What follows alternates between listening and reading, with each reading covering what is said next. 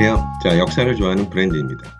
르네상스 역사 이야기 이제 6번째, 마지막 시간이 됐네요. 지난번 시간까지 르네상스가 역사에서 갖는 의미, 르네상스를 만든 사람들, 르네상스가 시작된 첫 번째 도시, 피렌체 이야기를 했죠. 그리고 피렌체가 15세기 말에 르네상스가 저물면서 과연 그 다음에 바톤을 이어받은 도시들은 어디인가?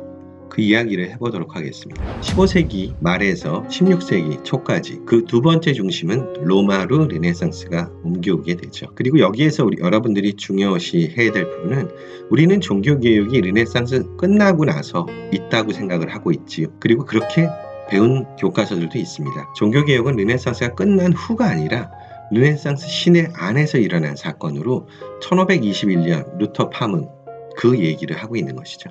르네상스는 역설적이게도 반종교적인 운동임에도 불구하고 로마에서 르네상스를 견인한 사람들은 역대 교황들이라는 거죠. 성 프란치스코의 청빈 사상을 용인한 교황청이 200년 뒤에는 화려한 르네상스 회화나 조각, 건축을 창조하는데 적극적으로 관여를 하게 된다는 것입니다. 그들 스스로 성직자의 우두머리만이 아니라 속계의 지도자 역할도 훌륭히 해낼 수 있는 사람이라고 생각을 하고 있었다는 것입니다. 메디치가를 미워하면서도 메디치 가문이 했던 학문과 예술 분야에서 맡은 역할들을 모두 그대로 흉내내게 되는 것이죠. 식스투스 교황, 이 사람 되게 유명한 사람입니다. 코시모가 부활시킨 아카데미아 플라토니카를 로마에 그대로 이식을 시킵니다. 그래서 아카데미아 로마나를 바로 만든 교황이 식스투스 교황이죠. 그는 시스티나 예배당이라 불리는 르네상스 회화의 전당이었죠. 이 전당을 창조한 것도 바로 이 교황이었죠. 이울리우스 2세는 미켈란젤로를 초빙해서 천지창조를 그리게 하고 그 다음 교황인 파울루스 3세는 최후의 심판을 그리라는 주문도 하게 되는 것이 역대 교황들이었습니다. 로렌초의 아들이자 교황인 레오 10세는 정말 문학과 예술에 대한 메디치 가문의 사랑을 그대로 바티칸에 도입한 뛰어난 인물이었습니다. 그 레오 10세는 라파엘로를 그 중에서도 가장 사랑했는데 그 로렌초가 죽고 메디치 은행이 파산하면서 교황청이 갖고 있는 돈으로 모자라다 보니까 문화예술에 사용할 돈을 굉장히 적극적으로 지출하다 보니 그 모자라서 궁리해낸 방법이 그 말을 넣어서 딸랑거리면 죽은 뒤 천국의 자리가 예약된다는 그 말도 안 되는 그 면죄부를 하는 것이었죠. 이 바로 면죄부가 뭐였습니까? 결국 종교개혁이 일어나게 된 일대 사건이었죠. 여기에 붕괴한 사람이 마르틴 루터였죠.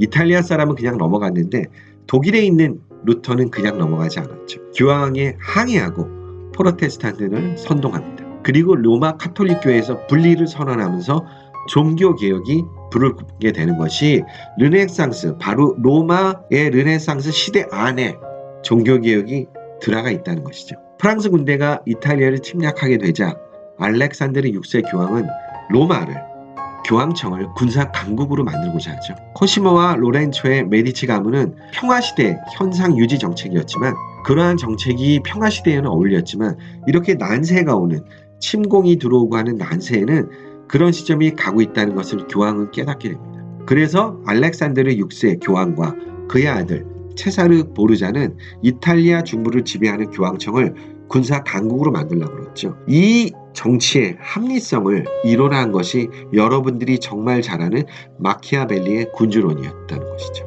로마가 이러한 교황들의 융성한 활동 덕에 르네상스가 발현이 됐지만 또 하나는 로마가 가진 또 경제력이었습니다. 경제력이 융성해야만 문화도 융성할 수 있는데 기독교는 수입의 10분의 1을 교회에 바칠 의무가 있었기 때문에 로마 교황청은 개인의 소득이 늘어나면 늘어날수록 교회에 들어온 돈도 늘어났습니다. 그래서 교황청의 재력은 인구 증가와 비례했기 때문에 로마 교황청의 경제력은 그다지 문제가 없었죠. 세 번째는 로마의 환경이었죠.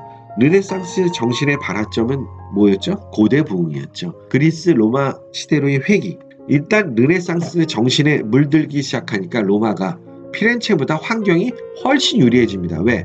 발에 치이는 것이 고대의 유적이었기 때문이죠. 로마에서는 그러한 유적들이 주변에 널려 있으니까 내가 보고 싶어 하기만 하면 보이게 되었고 찾기만 하면 찾게 되었다는 것이죠. 그래서 로마의 르네상스가 이러한 환경 때문에 더욱 번성을 하게 됩니다.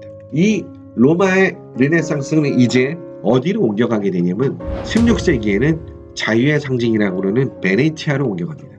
여러분들 르네상스에 대한 얘기를 또 얘기하지만 르네상스가 끝나고 종교개혁이 있고 종교개혁이 끝나고 대항해 시대가 있다는 역사는 머릿속에서 잊어버리십시오. 이 모두가 함께했던 역사입니다. 대항해 시대는 오히려 베니스의 르네상스가 번성하기 훨씬 전인 15세기 말에 이미 대항해 시대는 시작되고 있었습니다. 1492년에 콜럼버스가 신대륙을 발견했으니까요. 르네상스가 세 번째로 옮겨온 도시 베네치아는 왜 여기서 르네상스가 발달이 됐느냐. 먼저 베네치아의 정신이었죠. 베네치아의 르네상스는 피렌체, 로마와는 달리 태생부터 많이 다릅니다. 피렌체도 두뇌 유입형 국가였지만 로렌초 데 메디치의 죽음으로 두뇌 유출국으로 뒤바뀌게 되죠. 베네치아가 피렌체와 다른 것은 수준 높은 고객의 수요가 많다는 측면도 똑같았지만 종교개혁 후 반종교개혁 시대에는 서로가 그죠? 카톨릭에 옹호하는 세력과 카톨릭에 대항하는 세력이 서로 대립을 하던 시대에는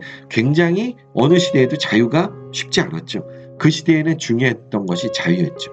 그래서 베네치아로 재능 있는 사람들이 몰려든 이유는 단지 하나였습니다. 언론의 자유나 예술 표현의 자유도 무조건 자유가 보장될 수 있다는 이유 때문이었죠. 특히 베네치아인들은 종교와는 정말로 많은 거리를 두었는데 오죽하면 로마 교황이 이런 얘기를 했을까요? 자기는 유럽에 어딜 가나 교황이었지만 베네치아에서는 그렇게 인정받지 못했다. 그 다음에 베네치아가 갖고 있는 환경이었죠. 르네상스가 고대의 부활임에도 베네치아에는 고대 로마의 흔적조차 없는데 어떻게 여기에서 르네상스가 발현이 되었을까요? 로마 제국이 멸망했을 때 베네치아라는 곳은 야만적으로부터 도망치기 위해서 바다 위에 얕은 여울에 도시를 세운 것이 기원이었기 때문에 아예 로마의 유적은 존재하지 않았죠. 그 베네치아는 1200년 동안 19세기까지 공화국제를 유지해온 나라였습니다. 그러다 보니 서방과 동방의 교육을 맡으면서 중개 역할을 했기 때문에 외계 요새도 상당히 능동적이고 유연했던 도시였죠.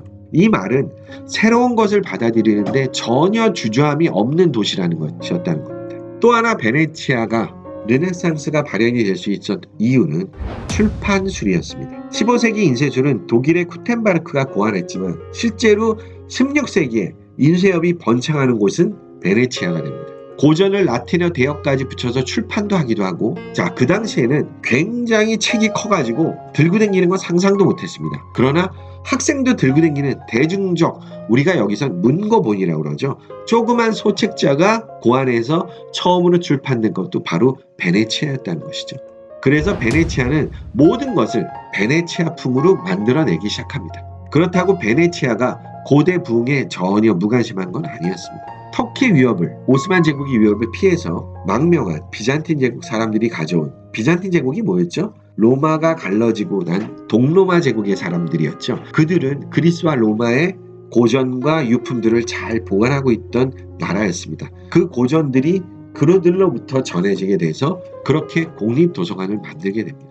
베네치아의 르네상스는 고대 그리스나 로마보다 동시대의 오리엔트를 위해서 훨씬 열려 있었는데요. 서구의 어느 나라보다 오리엔트, 중동, 북아프리카와 깊은 관계를 맺고 있어서 건축의 역사도 세기별로 변모해갑니다.